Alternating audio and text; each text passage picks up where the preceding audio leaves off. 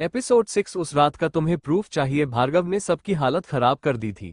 Meetings ऐसे हो रही थी जैसे कोई तूफान आया हुआ हो। अगर नहीं भी आता तब भी भार्गव नाम की तबाही तो जरूर आ जाती। काम के बीच कब शाम के 4 बज गए भार्गव को भी पता नहीं चला। जय ने केबिन का दरवाजा नॉक किया और अंदर आ गया। उसने अपना सर झुकाते हुए कहा, बॉस टाइम हो चुका है, आपको जाना था।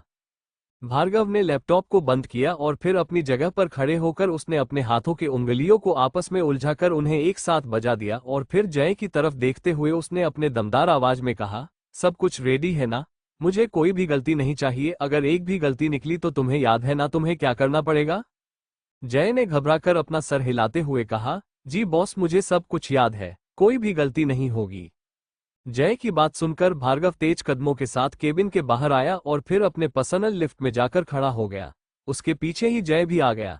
जैसे ही वो लोग लिफ्ट से नीचे आए, पार्किंग में पहले से ही उसकी गाड़ियां खड़ी थी। भार्गव जाकर अपने गाड़ी में बैठ गया।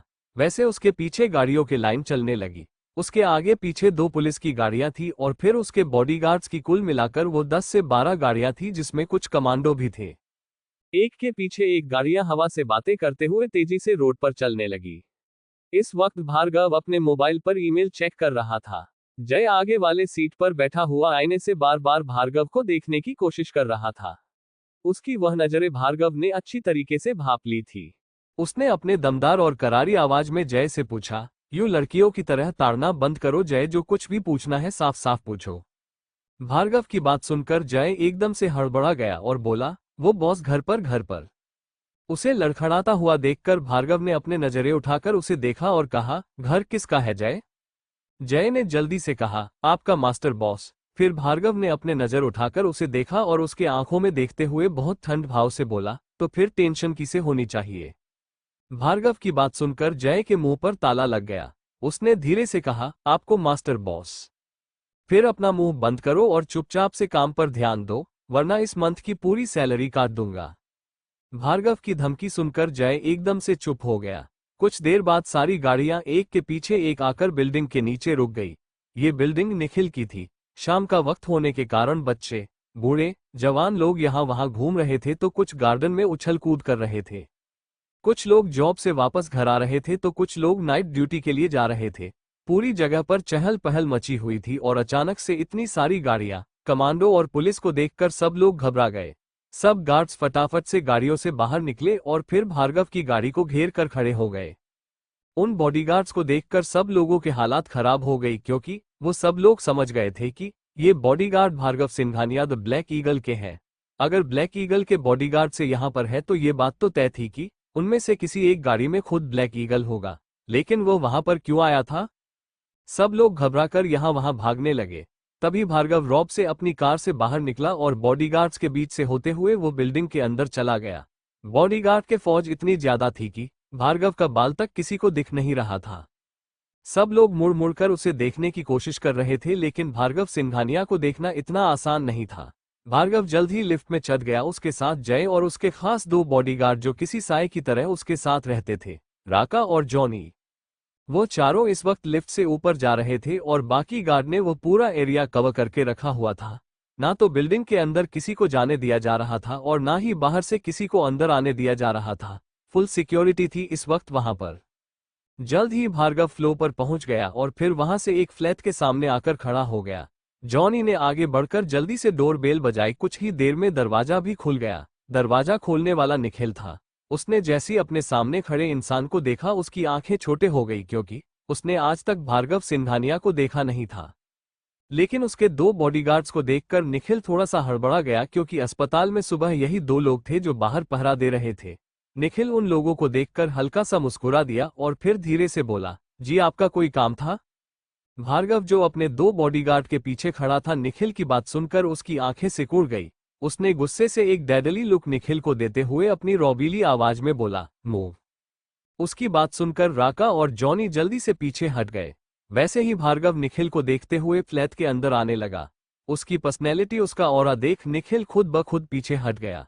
वह इतना तो समझ गया था ये लोग जरूर सियारा के लिए आए हैं। वो उन्हें रोकना भी चाहता था, लेकिन इतने बड़े आदमी को रोकने की उसकी हिम्मत कहाँ थी।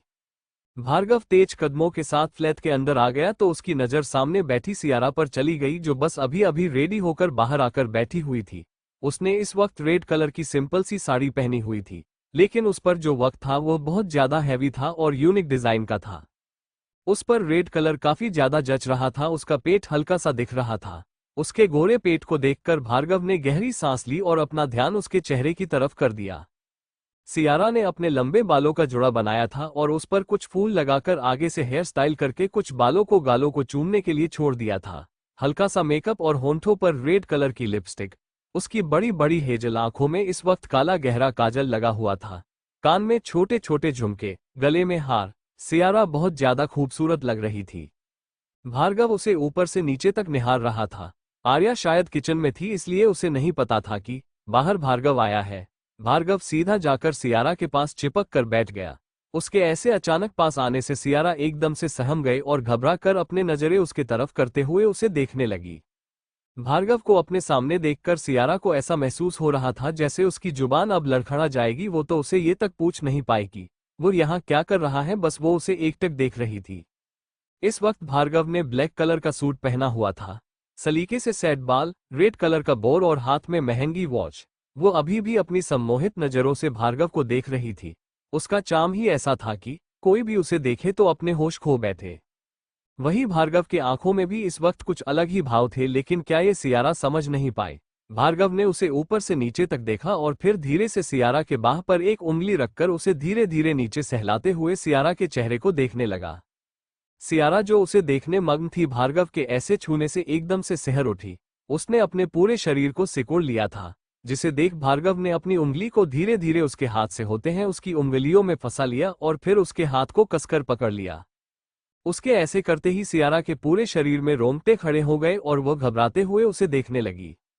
भार्गव ने उसे देखते हुए अपने करारी और रौबली आवाज में उससे कहा, क्या हुआ बीवी, डर लग रहा है? सियारा ने अपना थूक निगला और अपना सर हल्का सा नामे हिला दिया, जिसे देख भार्गव उसके कान की तरफ झुकते हुए धीरे से अपनी ईविल मैग्नेटिक आवाज में बोला, गुड। कहकर उसने सियारा के कानों को चूम लिया, जिसे महसूस कर सियारा के दिल में एकदम से धड़की भर गई। उसकी हालत देखकर भार्गव ने अपने होठों के कोने को ऊपर की तरफ मोड़ा और फिर उसे अपनी जगह पर खड़ा करते हुए बोला, लेट्स गो।